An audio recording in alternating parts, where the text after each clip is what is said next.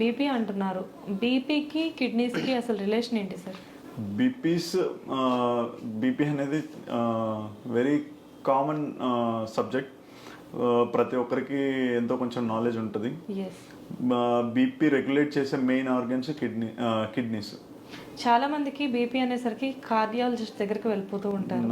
Yeah exactly. ఎందుకంటే nephrologist దగ్గరికి రావాలని చెప్పి చాలా మందికి తెలియదు. యా బీపీ అనేది మీరు ట్రీట్ చేస్తారని మాకు కూడా తెలియదు మీరు చెప్పే వరకు. అయితే బీపీలో హై బీపీ, లో బీపీ రెండు ఉంటాయి. ఏది ప్రమాదం? సో మన normal blood pressure less than 120/80. Systolic అనేది 120, డయాస్టోలిక్ అనేది 80. వీటికంటే తక్కువ ఉంటే ఇది నార్మల్ బ్లడ్ ప్రెషర్ అంటాం మనం. దీనికి కంటే ఎక్కువ ఉంటే హై బ్లడ్ ప్రెషర్, దీనికంటే తక్కువ ఉంటే లో బ్లడ్ ప్రెషర్.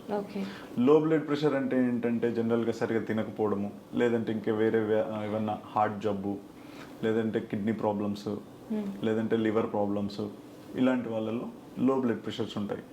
చాలామంది యంగ్ ఫీమేల్స్ సరిగా తీసుకోకపోతే